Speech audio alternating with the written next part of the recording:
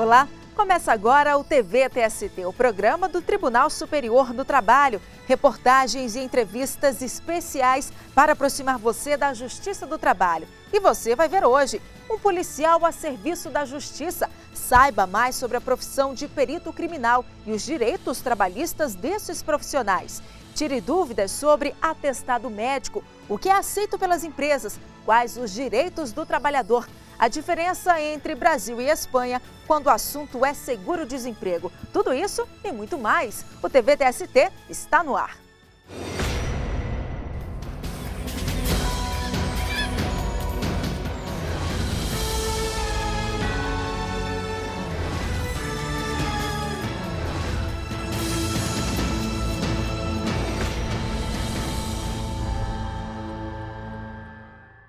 O dia a dia não é tão fácil. Afinal, o trabalho dele está sempre ligado às cenas fortes. Curiosidade, raciocínio rápido e capacidade de observação são algumas das características que identificam o perfil desse profissional. Eu estou falando do perito criminal.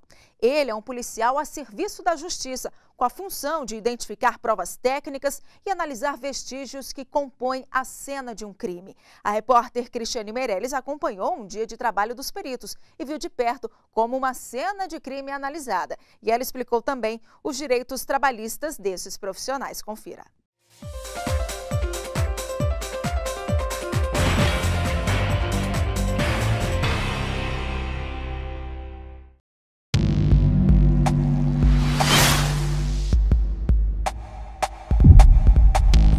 Em 2008, a morte de Isabela Nardoni, de 5 anos, chocou o país.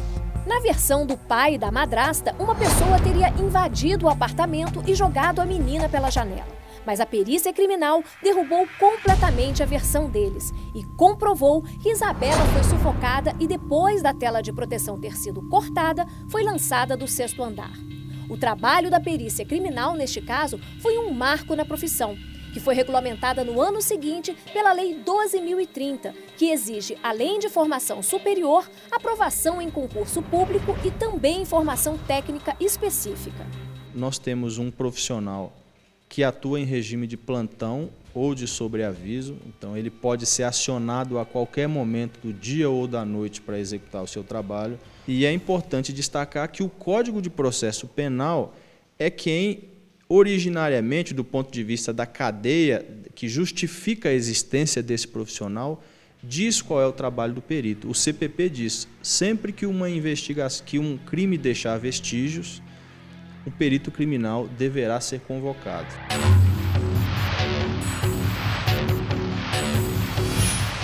O trabalho do perito criminal começa no exame do local do crime. Essa equipe foi chamada porque foi encontrado um corpo às margens do Lago Paranoá. Eles vão descrever e fotografar o ambiente e depois coletar os vestígios. E nós vamos acompanhar.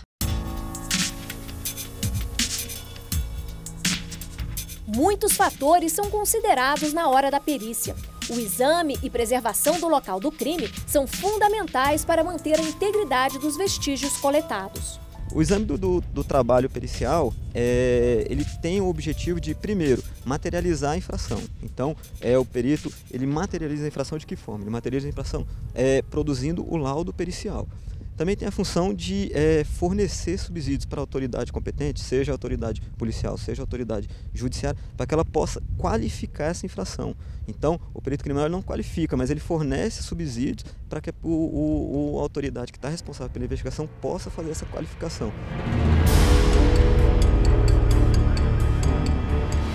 No Distrito Federal, os peritos trabalham em duplas. Enquanto um registra tudo que faz parte da cena do crime e produz o laudo, o outro faz a perícia técnica do corpo.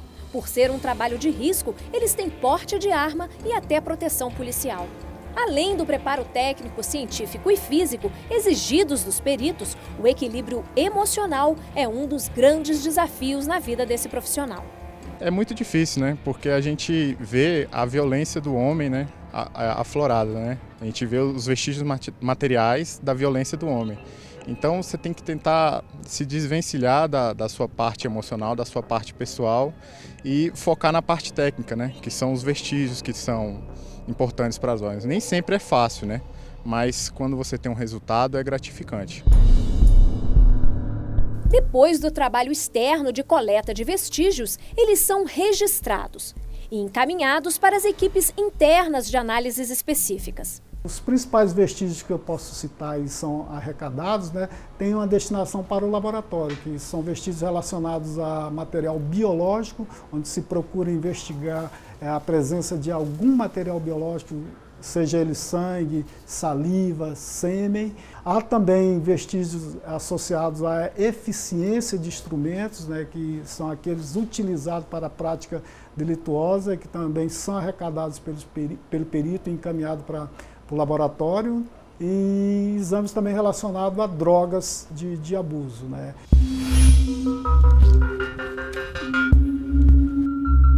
Na seção de perícia e análises laboratoriais, é possível realizar diversos tipos de exames. Um deles é o teste que identifica fluidos biológicos. Ele é usado em uma cena de crime para você procurar vestígios. A olho nu, muitas vezes, você não encontra determinados tipos de coisa, como fluidos biológicos, tá? Então a gente usa esse tipo de luz para ter ideia de onde pode ter fluidos biológicos. A gente simplesmente incide essa luz, onde a gente suspeita que tem algum material biológico, junto com óculos que filtra a luz que eu quero ver. E se eu tenho uma resposta, se eu vejo uma fluorescência, eu coleto aquele material, porque pode ser um fluido biológico. E isso vem para o laboratório para confirmação. A identificação de qualquer tipo de droga, como cocaína, maconha, LSD, também é feita pelo perito criminal especializado nessa área.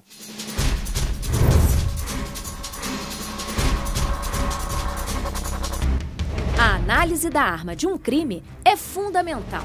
Por isso, o perito também atua no exame de eficiência de instrumentos, que determina detalhes da cena de um crime.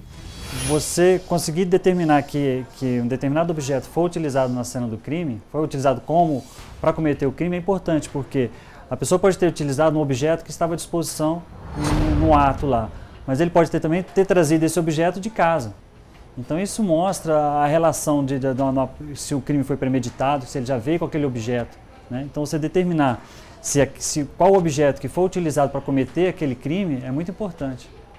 Atualmente, no Brasil, são cerca de 10 mil peritos criminais na ativa, atuando na esfera federal ou civil, em regime de plantão ou sobreaviso com jornada de 12 horas de trabalho com 36 de descanso. A diferença é que os peritos que trabalham nos estados e no Distrito Federal, eles atuam só nos casos, nos crimes em que a atribuição é desses entes federativos, dos estados e do DF, enquanto que os peritos criminais federais atuam em casos da alçada federal.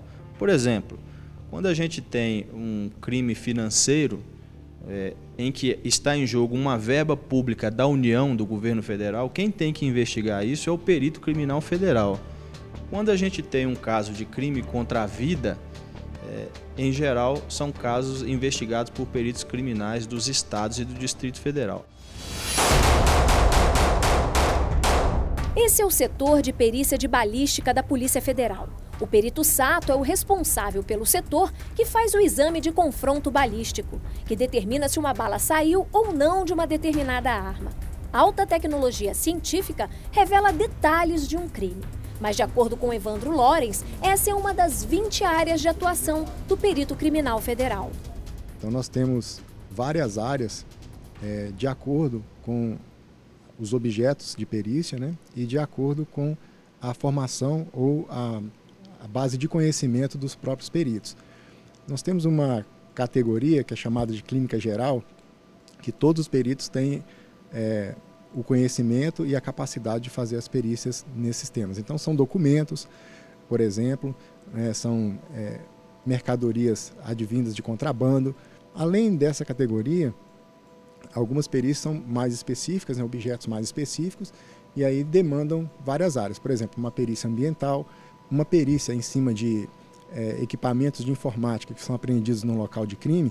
Então, um perito com conhecimento, com uma formação em computação, são os peritos que vão fazer essa perícia.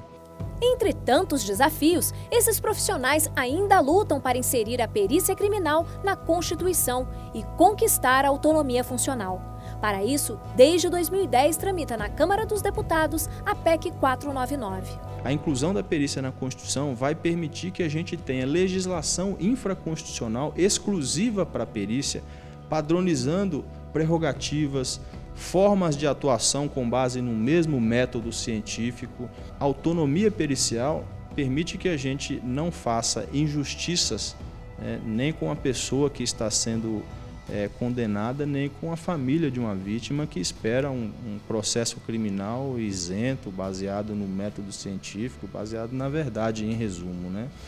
Eu diria que, apesar de desafiador, apesar de desgastante, é uma profissão muito legal, muito boa, muito interessante, gratificante você conseguir, a partir no caso, na situação de um corpo que é encontrado no local, você conseguir fazer todo um exame que facilita o trabalho do juiz, que facilita o trabalho do delegado que está investigando. Então eu diria que, apesar de todas a parte negativa da profissão, ela é bastante gratificante.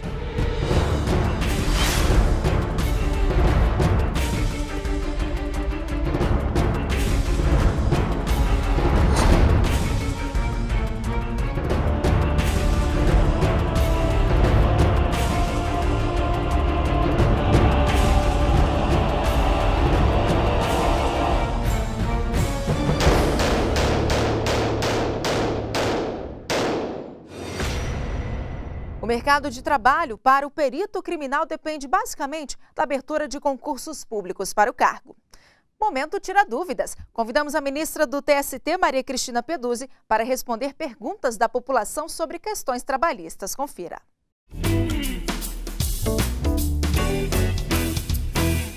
É possível recorrer na justiça para receber insalubridade depois de ser demitido? Sim, nós temos o chamado período da prescrição. A nossa prescrição é quinquenal. Então, o empregado pode, até 2 anos depois de extinto contrato, ajuizar uma reclamação para postular não só adicional de insalubridade, qualquer direito que entenda que tenha sido desrespeitado, pode fazê-lo e retroage a 5 anos da data do ajuizamento da reclamação. As diferenças eventualmente apuradas, né, e consideradas devidas. E no próximo bloco, trabalhadores do metrô entram na justiça contra a empresa para pedir desvinculação de gratificações. Não saia daí, a gente volta já.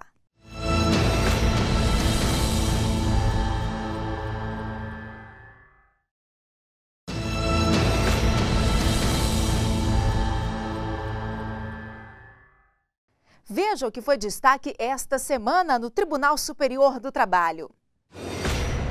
Exposição itinerante comemorativa dos 70 anos da consolidação das leis do trabalho chega ao Tribunal Regional do Trabalho da 10ª Região. A exposição apresenta selos, medalhas, fotografias e jornais históricos. Retrata e contextualiza os direitos trabalhistas antes e depois da CLT. Em destaque, os processos do extinto Conselho Nacional do Trabalho, órgão que antecedeu o Tribunal Superior do Trabalho. No dia 2 de dezembro, a exposição chega em Florianópolis. Representantes da Casa da Moeda do Brasil e sindicato da categoria fecham acordo durante a audiência de conciliação no Tribunal Superior do Trabalho. A luta dos trabalhadores era a criação de um plano de carreira, cargos e salários. A comissão paritária responsável pela criação do PCCS tem até 60 dias para definir o teor do documento com os valores de salários. O sindicato se comprometeu também a não fazer greve sobre o PCCS até a primeira quinzena de 2014. Quadro de carreira é assunto da súmula número 19 do TST. Veja o que ela diz. A súmula número 19 do TST diz: a Justiça do Trabalho é competente para apreciar reclamação de empregado que tenha por objeto direito fundado em quadro de carreira.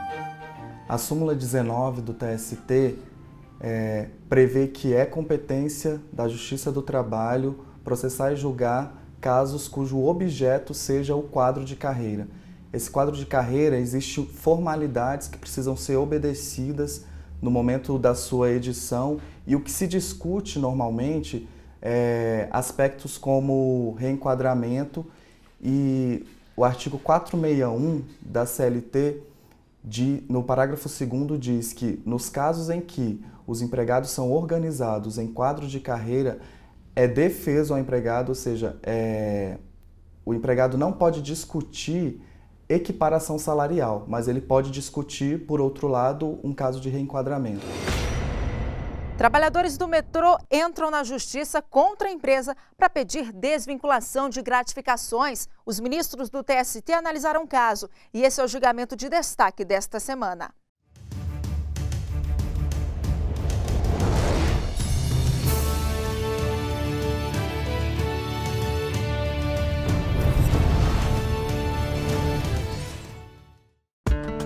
Trabalhadores do metrô do Distrito Federal entraram na justiça contra a empresa para pedir a desvinculação de gratificações a que eles têm direito. Na prática, são duas, uma por merecimento e outra por tempo de serviço. Eles alegam que um benefício não pode estar atrelado ao outro.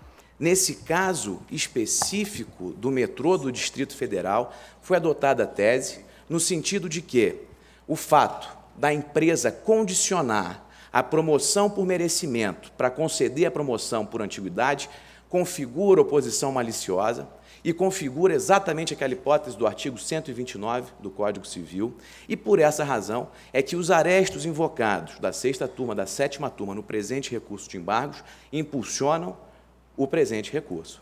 O metrô defende a tese de que o funcionário precisa sim ser avaliado e aprovado por merecimento, para ter direito, então, a receber um complemento no salário e, em seguida, ganhar também a gratificação por tempo de serviço. A decisão dos ministros foi favorável ao metrô do Distrito Federal. Isso porque, em um julgamento anterior da 8ª turma, os magistrados não emitiram tese a respeito das promoções. O voto por ordem contrária ao embargante assento apenas casualmente que a matéria toda processual não se emitiu tese pelo 126 e 296. Atualmente, existem cerca de 380 processos que envolvem esse tipo de questão tramitando no Tribunal Superior do Trabalho. Os ministros já analisaram processos de outras empresas, vários envolvendo a Petrobras, sobre pagamento de complementação de salários, participação nos lucros e cálculo de aposentadoria. E não perca no próximo bloco a diferença entre Brasil e Espanha quando o assunto é seguro-desemprego. Não saia daí, a gente volta já.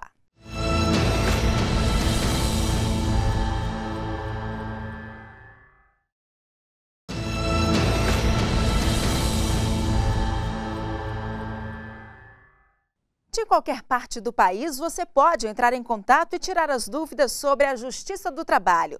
O Odeb de Oliveira, de Brasília, tem algumas perguntas sobre atestado médico.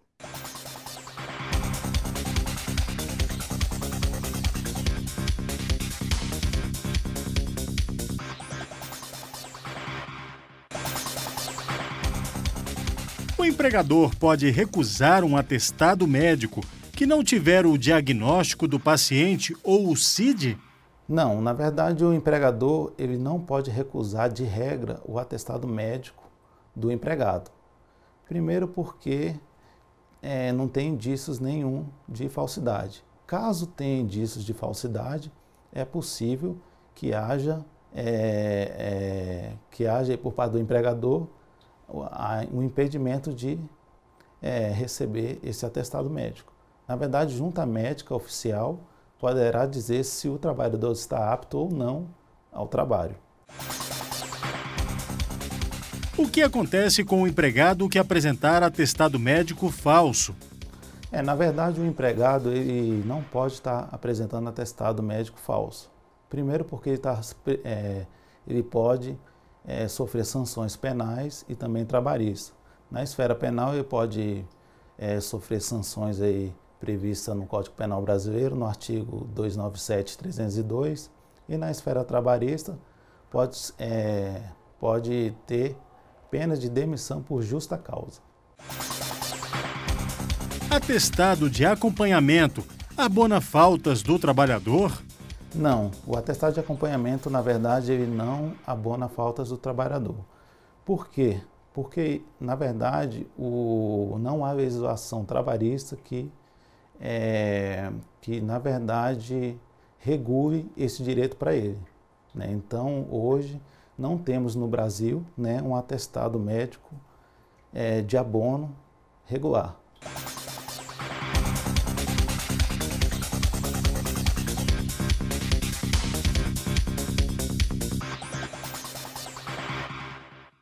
Faça como o ODEB e mande a sua dúvida para nós. O caminho é o e-mail tv@tst.jus.br. O desemprego no Brasil ainda é uma triste realidade. Atualmente, segundo o Ministério do Trabalho, mais de 1 milhão de pessoas estão desempregadas no país. Mas, para alívio de muitos, existe um benefício concedido pelo governo brasileiro capaz de amenizar o aperto. É o seguro-desemprego. No Brasil, os trabalhadores têm esse benefício, mas e em outros países? Na Espanha, por exemplo, como é que o governo ajuda quem é demitido sem justa causa? Veja na reportagem de Cláudia Almeida.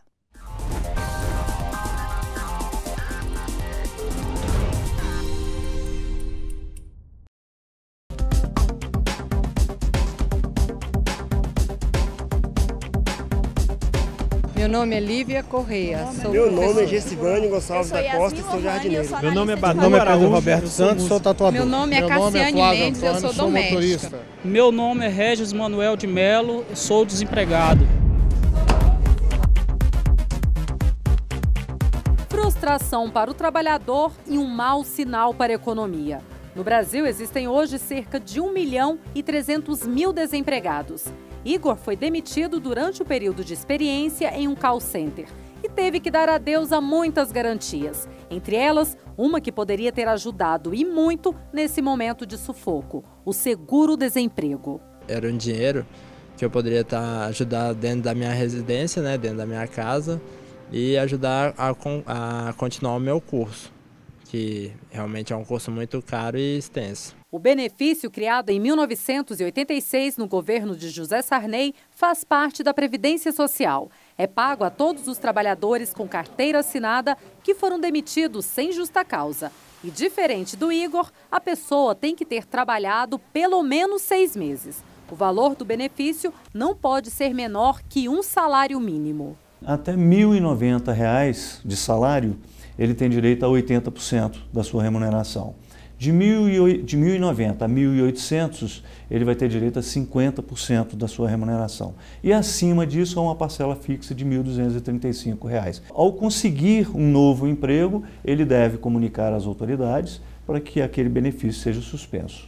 O seguro-desemprego não é uma exclusividade do Brasil. Se a gente sair um pouco aqui da nossa realidade, viajar e conhecer, por exemplo, a legislação da Europa, vamos ver que lá o benefício passou a ser pago após a Segunda Guerra Mundial por conta de ajustes na economia. Para se ter uma ideia, só na Espanha o seguro atendeu no mês de setembro a mais de 2.700.000 desempregados. O benefício atende principalmente os trabalhadores que contribuem com a Previdência Social e que tenham entre 18 e 65 anos. São, em média, 426 euros por mês, que podem ser pagos durante até 2 anos. E diferente do Brasil, em que o pagamento varia de 3 a 5 parcelas, na Espanha, o empregado pode receber tudo de uma vez, no caso de usar o dinheiro para abrir o próprio negócio. Isto é uma medida de fomento do empreendimento e também da inserção no mercado de trabalho.